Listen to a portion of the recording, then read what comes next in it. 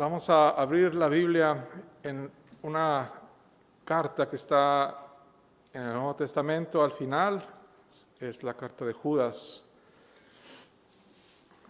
El último libro de la Biblia es Apocalipsis y uno antes.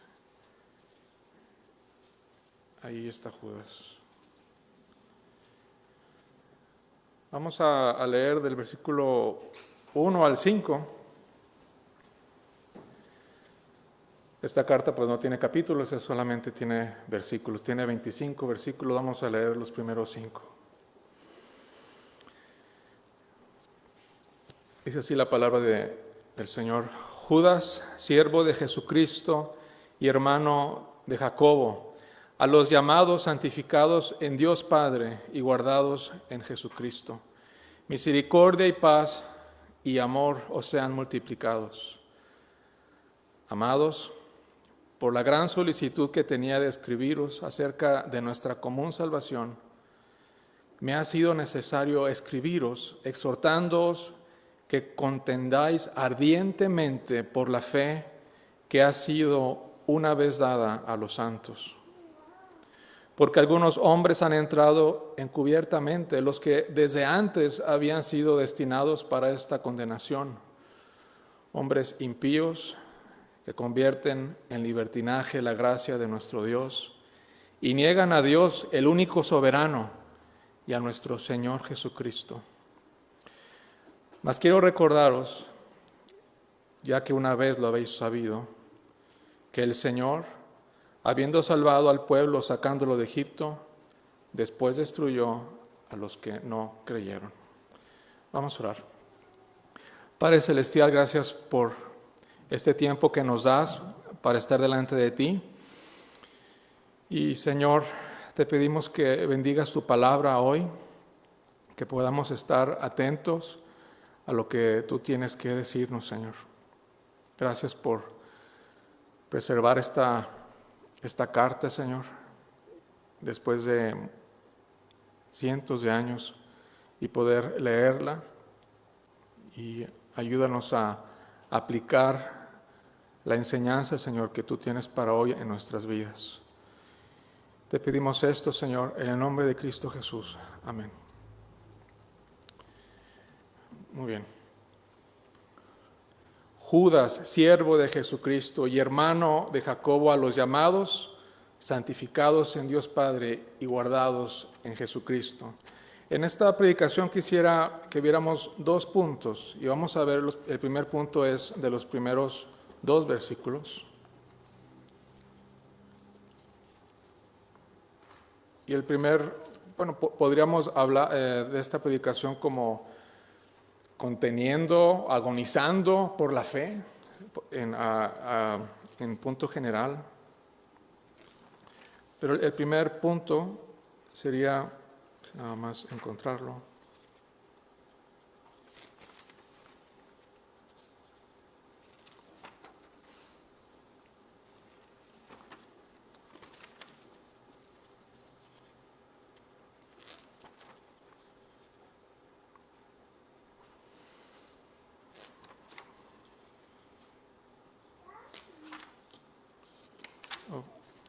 Aquí está.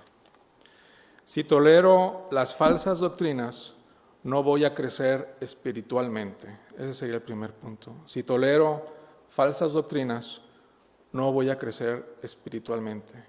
Y este crecimiento espiritual lo vemos en los primeros 2 versículos. Esta carta está dirigida de Judas, ¿a quiénes? A los llamados, santificados y guardados. Menciona estas 3 palabras: a los que son llamados, a los que son santificados en Dios Padre y son guardados en Jesucristo. Y a ellos les dice: misericordia y paz y amor sean multiplicados. Y en esta multiplicación vemos cierto crecimiento, ¿verdad? Cuando hablamos de multiplicación, cuando una familia se multiplica, estamos hablando que está creciendo. Y aquí vemos este crecimiento que lo está deseando y está pidiendo Judas que se logre en los creyentes: misericordia, paz y amor. Y estas 3 palabras que vemos al principio nos ponen en una condición muy especial. A los llamados, cuando estamos llamando a alguien, lo estamos llamando que venga hacia un lugar, que ya no esté en ese lugar donde está, sino que venga. Si están en un primer piso y le hablan a sus hijos que están en el segundo, ya está la comida y pues se tiene que venir, ¿verdad? Mi esposa tiene un chiflido, no sé si la han escuchado chiflar, pero es un chiflido que retumba toda la casa. Y después de que mi esposa chifla de esa manera, se empiezan a escuchar todos los pasos en la casa, pum, pum, pum, pum, que van bajando todos los niños. Dejen de estar haciendo lo que están haciendo y vengan, ya está lista la comida y vengan ya. No hay nada que hacer. Y esto es lo que pasa con nosotros como creyentes. Dios nos ha llamado y estamos ahora con Él. Hemos obedecido al llamado del Señor. Ya no estamos en las miserias de antes. Él nos ha rescatado y nos ha santificado. Dios nos ha puesto en un lugar excepcional con Él. La palabra santificación quiere decir que estamos apartados en un lugar muy especial y es con Él, santificados en Dios Padre. Tenemos comunión con el Padre. Ahorita estábamos orando y reconociendo que venimos delante de Dios por medio de Jesucristo, al lugar santísimo, delante de la presencia de Dios. No por nuestras obras, no porque seamos santos en nosotros mismos, sino porque somos santificados por medio de la sangre del Señor Jesús. Somos apartados, como hablando también acerca de que mi esposa está llamando a nuestros hijos a la comida y se pone la mesa, alguno de ellos se encarga de poner los cubiertos y los tiene que ir a sacar de un cajón especial porque no los recoge del piso, los cubiertos. Y faltan tenedores, ahí están en el piso, recógelos debajo del sofá. No, tiene que ir a un lugar muy específico porque ahí están estos instrumentos y santificamos a los tenedores y los cuchillos en la casa. Los limpiamos y ya que estén limpios y secos, luego los metemos al cajón para que estén ahí reservados cuando ya vayan a ser utilizados. Dios nos ha santificado, nos ha apartado, nos ha llamado, nos ha rescatado, nos ha limpiado y nos ha puesto en un lugar con Él. Y aparte de eso, somos guardados en Jesucristo. Por el poder del Señor Jesús. Él nos guarda ahora. Y esta carta está dirigida para nosotros, los que hemos recibido esta serie de bendiciones. Y sobre esto Judas dice, misericordia, paz y amor sean multiplicadas. Todo esto que acabamos de ver, que somos llamados, santificados y guardados en el Señor Jesucristo, pues habla de la misericordia, ¿verdad? Hemos estado en miseria y Dios nos llama de allá por su misericordia. Paz, estamos ahora delante de Él, justificados, y tenemos comunión con el Padre, tenemos paz para con Dios. Somos guardados cariñosamente en amor. Y Judas pide que esto se multiplique y se vaya multiplicando. Así empieza esta carta. Y está dirigida para estas personas, para nosotros que somos hijos de Dios por su pura gracia. Y luego en el 3, amados, por la gran solicitud que tenía de escribiros acerca de nuestra común salvación. Me ha sido necesario escribiros exhortándoos que contendáis ardientemente por la fe que una vez ha sido dada a los creyentes. En la primera parte se nota que Judas tiene cierta necesidad, cierta urgencia para escribir acerca de la salvación. ¿Y de qué salvación o qué salud, qué condición saludable o de salvación se refiere? Pues es lo que vimos anteriormente. Pero está diciendo en este versículo que hay algo aún más urgente.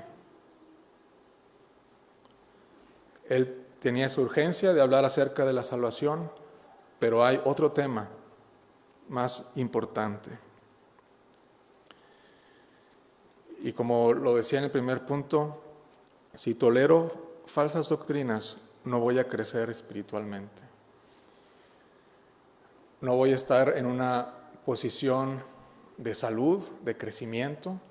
Un niño que es saludable es un niño que crece, y si no está creciendo, si pierde de peso, pues hay problemas y hay que llevarlo al médico para que recete algo, pero es un foco rojo para los padres, ¿verdad? Si el niño está perdiendo peso y no está creciendo.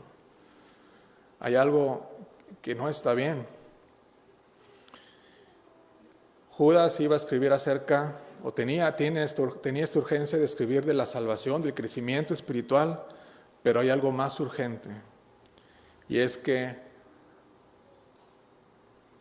dentro de la iglesia había personas que estaban enseñando falsas doctrinas y eran toleradas. Se estaban quedando ahí muy campantemente y los hermanos, los creyentes, lo estaban tolerando.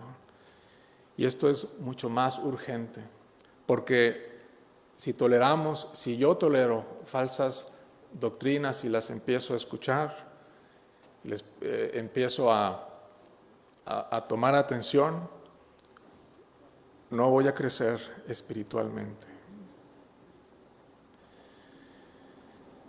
Escuchar otro llamado es incredulidad. Dios nos ha llamado, como lo vimos en el primer versículo, pero puede haber otras voces, otras doctrinas, y escuchar otros llamados es incredulidad.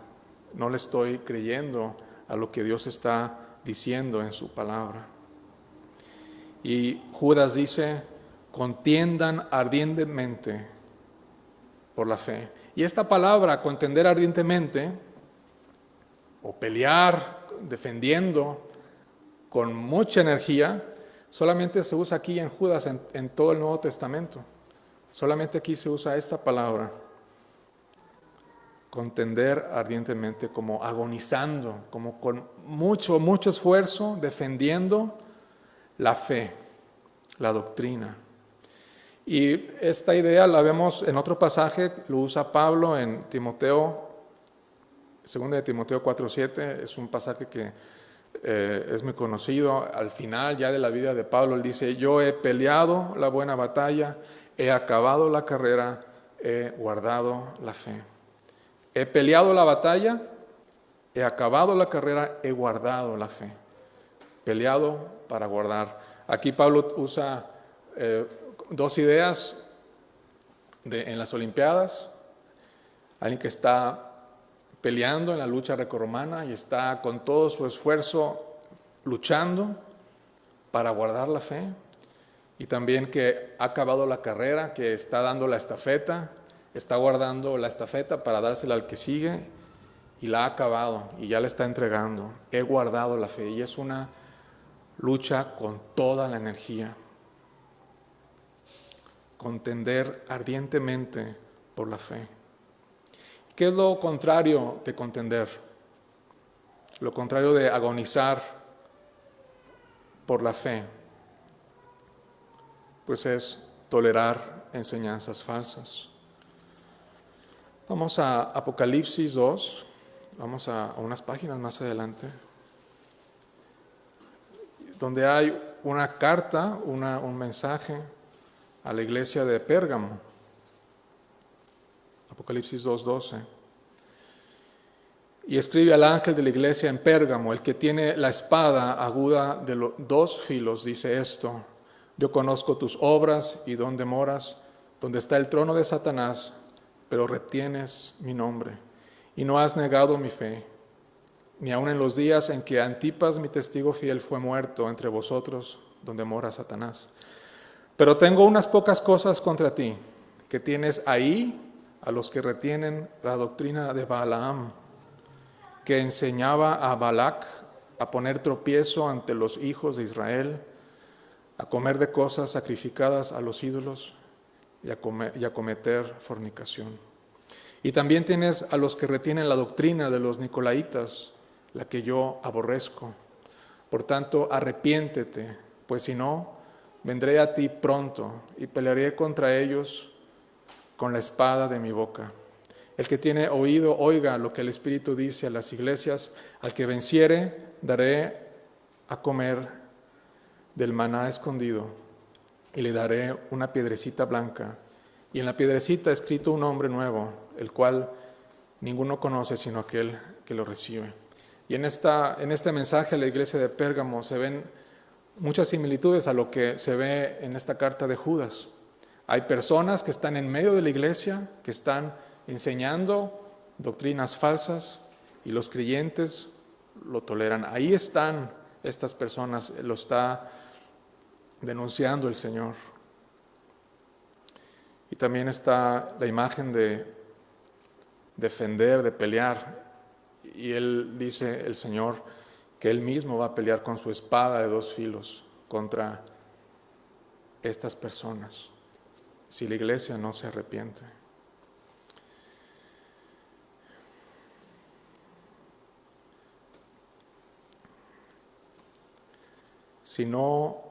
Si tolero falsas doctrinas, no voy a crecer espiritualmente, y esto es urgente. Las doctrinas falsas son medias verdades. Si vamos adelante, dice, porque algunos hombres han entrado encubiertamente, los que desde antes han sido destinados para esta condenación, hombres impíos, que convierten en libertinaje la gracia de nuestro Dios y niegan a Dios, el único soberano, y a nuestro Señor Jesucristo. Estas personas han entrado encubiertamente, pero hay alguien que se da cuenta de todo, ¿verdad? Y que de hecho ya desde antes había escrito de estas personas. Aunque hayan entrado encubiertamente a la iglesia de ese tiempo, el Señor ya lo tenía previsto y lo tenía ya ordenado. Desde antes habían sido destinados para esta condenación. Hombres impíos que convierten en libertinaje la gracia de nuestro Dios. Toman una doctrina sana, y la convierten en libertinaje.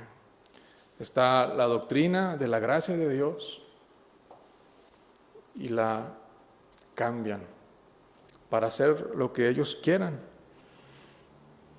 para hacer lo que les plazca sin considerar a Dios. Dios ya me perdonó, ahora puedo hacer lo que yo quiera. Al cabo es que ya el Señor Jesucristo murió en la cruz y ya puedo pecar con todas las ganas, ya soy salvo. Es lo que estaban enseñando, estaban convirtiendo en libertinaje la gracia de Dios, la obra que el Señor Jesús había hecho, lo que está en las Escrituras, lo que está en la doctrina, en lo básico, y lo cambian en libertinaje.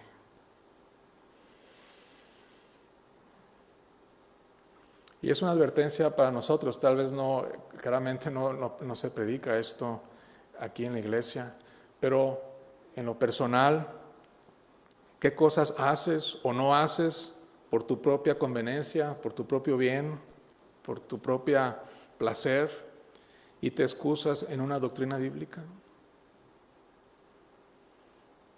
Si haces eso, si yo hago eso, ya no estoy guardando la fe, la estoy atacando.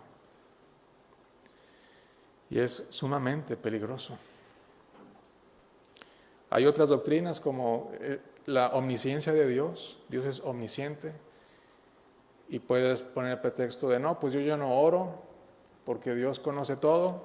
Y es una doctrina fundamental. Dios lo conoce, Dios conoce todas las cosas. Y puedes tomar eso como pretexto para no orar.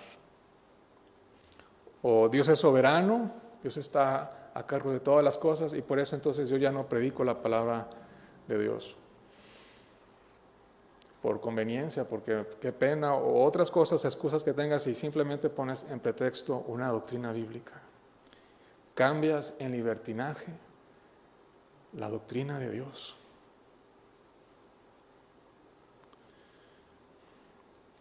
Y ¿cómo se llama? Lo que pone como antídoto Judas no es, pues ya no prediquen esas doctrinas para que las personas ya no estén haciendo mal uso de las doctrinas de la gracia. El antídoto o el mandamiento de Judas es no hacer eso, es predicarla, es defender la doctrina, defender la fe. La verdadera fe se somete al Señor Jesús. Ahora, esta urgencia de Judas de contender por la fe que una vez ha sido dada a los fieles, a los santos, no es para hacerle un favor al Señor, ¿verdad? No es que háganlo creyentes porque si no la fe se va a acabar y ya no vamos a poder transmitirla a la siguiente generación y se va a perder. Él no necesita el Señor para perseverar la fe. El Señor Jesús es el autor y consumador de la fe. La urgencia que está poniendo Judas es por nuestro bien, para guardarnos del juicio de Dios. Porque lo dice en el 5, mas quiero recordaros que ya una vez lo habéis sabido, que el Señor, habiendo salvado al pueblo, sacándolo de Egipto, después destruyó a los que no creyeron. Y viene juicio de parte de Dios para quien no guarda la fe, para quien no se somete al Evangelio, a los que no obedecen al Evangelio. Y esta es la urgencia de Judas. Como segundo punto, bueno, nomás una frase que se me olvidó decir: si no peleamos por la fe, si no contendemos ardientemente por la fe, estamos aceptando doctrinas que Dios aborrece y nos espera una disciplina de parte del Señor. Y de esto es la urgencia de Judas. Contiendan fervientemente por la fe. Si no estamos contendiendo por la fe, estamos aceptando otras cosas. Segundo punto, vivir la sana doctrina es experimentar a Cristo personalmente.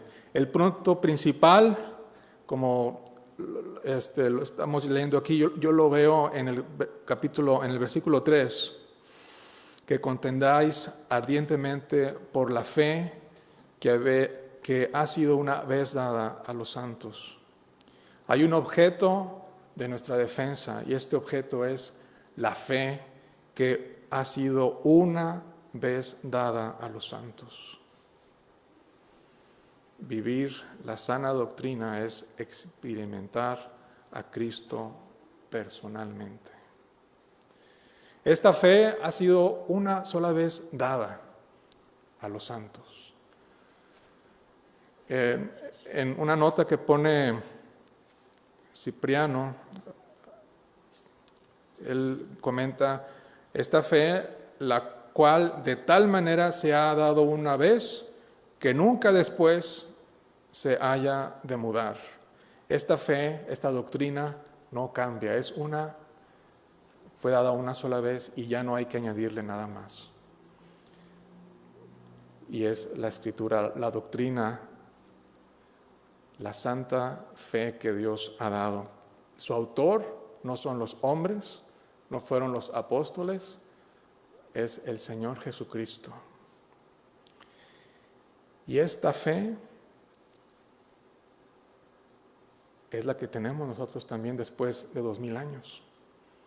Si tú, si yo, si no tenemos la fe que tuvieron los apóstoles, estamos perdidos, estamos condenados. Porque la fe que tuvieron los apóstoles es la fe que el Señor Jesús les dio. Y este Señor es el mismo que ahora da la misma fe que proviene de Él. Es una fe personal, es una fe que se experimenta personalmente y tiene que ver con cómo vemos al Señor, cómo le reconocemos y cómo nos vemos a nosotros mismos. Esta fe claramente la la tiene Judas. Digo tiene porque es creyente y está ahorita glorificado y está ahora pues experimentando al Señor Jesús. Esta fe tiene que ver con que Jesús es Dios soberano. Vamos al versículo 4, a repasarlo, lo vimos ahorita. Al final dice que convierten en libertinaje la gracia de nuestro Dios y niegan al Dios, el único soberano, y a nuestro Señor Jesucristo. Estas personas habían abandonado la fe, no la defendían y estaban negando. Entonces, la fe verdadera tiene que ver con reconocer que Jesús es el Señor, Él es el dueño.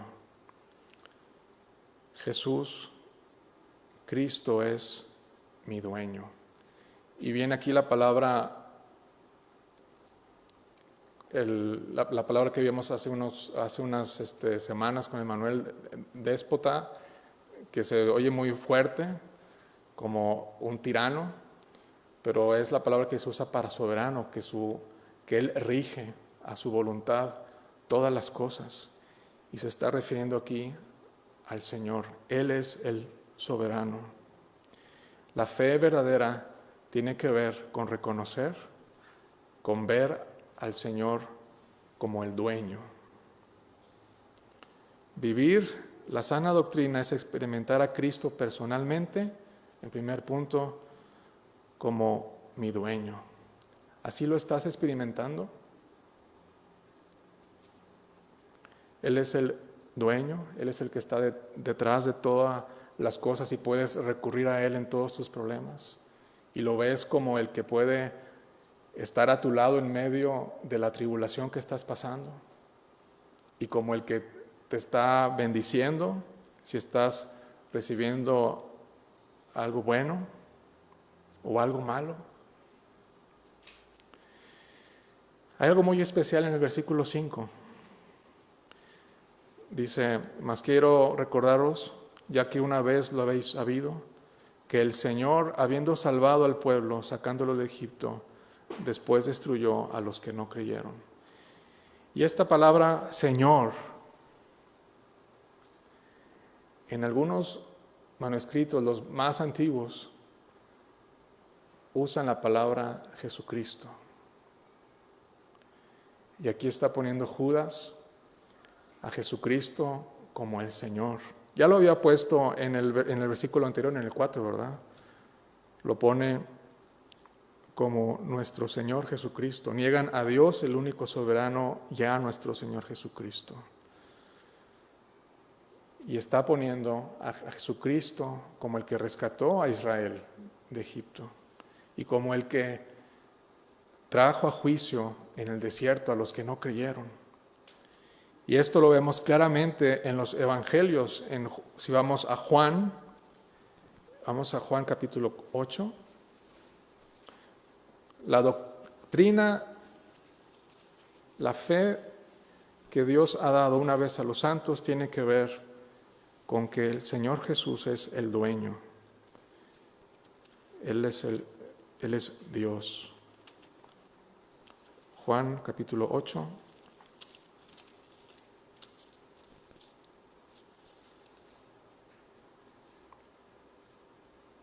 Versículo 56.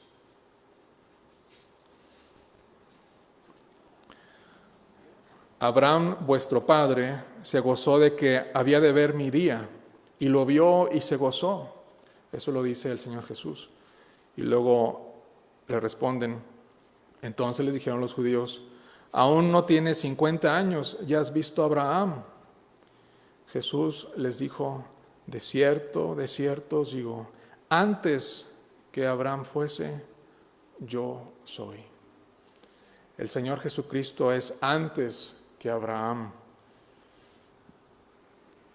Él es el Dios eterno. Antes de la creación del mundo, Él ya estaba.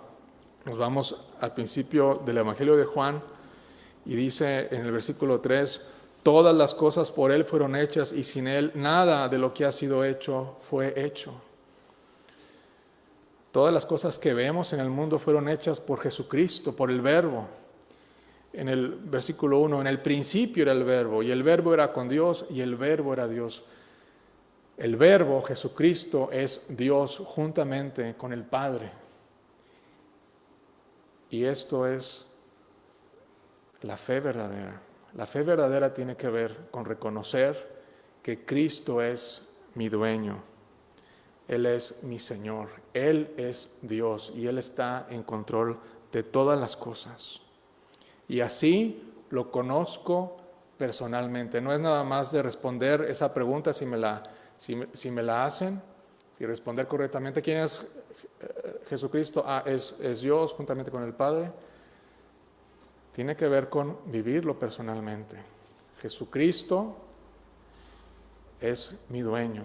Él está vivo y Él está a cargo de toda mi vida. ¿Tienes esa fe verdadera? ¿Así estás experimentando al Señor Jesucristo como tu dueño hoy?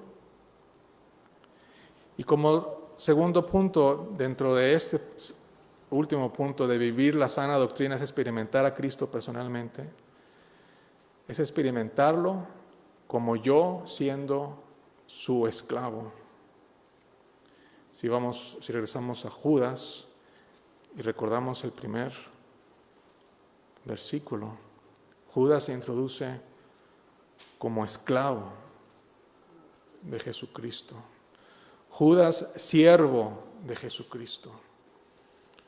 Y este siervo, la palabra que se usa es esclavo. Él es el dueño, Él es el soberano. Yo soy un esclavo, hago su voluntad. Yo no hago lo que se me pegue la gana, ni pienso o invento agregando cosas a lo que ya se ha sido establecido una sola vez, que Dios lo ha dado una sola vez. Yo soy esclavo de Jesucristo. Creo en lo que Dios ha dejado en su palabra y hago lo que Dios quiere. Soy su esclavo. Y es muy interesante que lo diga Judas, porque Judas es hermano de Jesucristo. Aquí él dice, siervo de Jesucristo y hermano de Jacobo. Y este Jacobo pues también era hermano del Señor Jesús. Si vamos a Marcos, capítulo 3,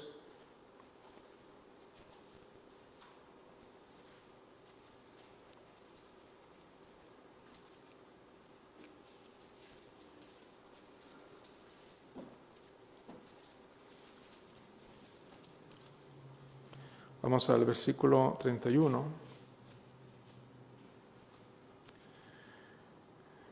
Vienen después sus hermanos y su madre, y quedándose fuera enviaron a llamarle. Y la gente que estaba sentada alrededor de él le dijo, tu madre y tus hermanos están fuera y te buscan. Él les respondió diciendo, ¿quién es mi madre y mis hermanos?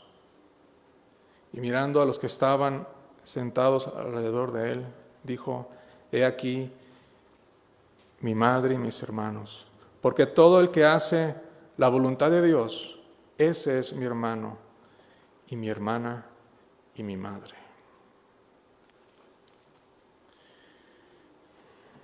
Y muy probablemente aquí estaba Judas afuera, junto con sus demás hermanos, hablándole al Señor Jesús que saliera, que dejara lo que estaba haciendo, que se fuera con ellos. Y el Señor diciendo, pues ellos no son mi familia. Los que son mi familia son los esclavos de Dios. Los que hacen la voluntad de Dios, ellos son mi familia. Y Él así se pone como esclavo. Y como esclavo, siendo esclavo, esta relación que tenemos con nuestro Señor Jesús nos acerca como familia, como familiares de Él. Vamos un poquito más adelante al capítulo 6, versículo 3.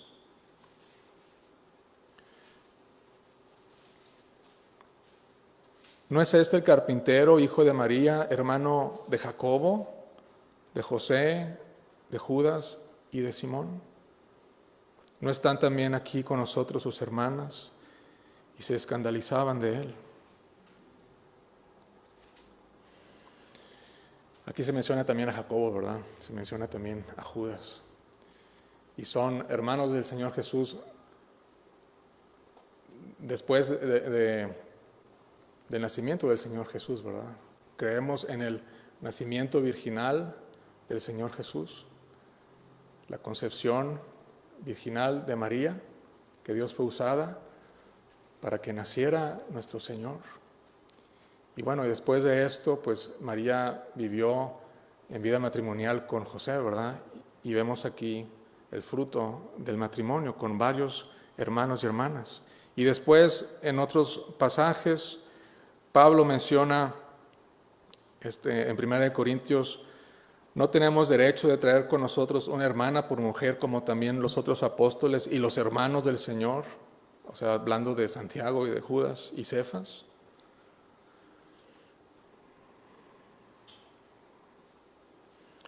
Y también menciona a Jacobo en Gálatas, pero no había ninguno de los otros apóstoles, sino a Jacobo, el hermano del Señor. Y este Jacobo es Santiago y su hermano también es Judas. Pero vemos otro pasaje donde se menciona que no estaban creyéndole al Señor Jesús.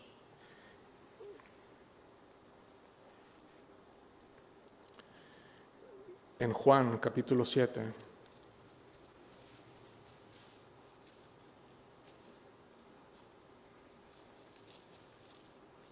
Sus hermanos no le estaban creyendo. Juan capítulo 7. Después de estas cosas andaba Jesús en Galilea, pues no quería andar en Judea porque los judíos procuraban matarle. Estaba cerca la fiesta de los judíos, la de los tabernáculos, y le dijeron sus hermanos, sal de aquí y vete a Judea, para que también tus discípulos vean las obras que haces. Porque ninguno que procura darse a conocer hace algo en secreto. Si estas cosas haces, manifiéstate al mundo, porque ni aun sus hermanos creían en él. No creían en él sus hermanos. Pero vemos la obra del Señor, que Dios les otorgó esa fe una vez dada a los santos. Y vemos cómo Judas al final reconoce al Señor, vive para Él, lo reconoce como Dios, lo reconoce como su dueño y Él como su esclavo.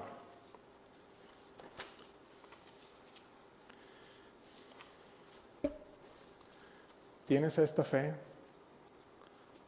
una vez dada a los santos? Y qué gozo, qué seguridad nos da esto. Que no tenemos una fe que ha sido inventada por hombres y que se le pueda agregar, sino que Dios ha establecido una sola vez esta doctrina y la ha puesto en su palabra. Y estamos aquí para defenderla, para creerla, para guardarla. Él mismo lo hace y nos guarda y nos cuida, nos otorga esta fe. Él es el autor de esta fe y Él está detrás de todo esto y en Él estamos seguros. Y es algo precioso que la misma fe que estuvo en los apóstoles ha sido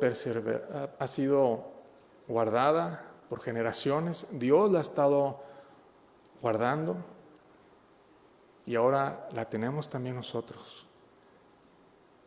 Y la base de esta fe la tenemos cada quien en nuestras Biblias. Y podemos ir a las Escrituras y crecer en esta fe. Y el crecimiento que da el Señor, como veíamos que Dios multiplica paz, multiplica amor, en base a lo que Él está haciendo, a su propósito. Y detrás de todo esto está Él como soberano. Si estamos aquí hablando de todas estas cosas, es por la misericordia de Dios.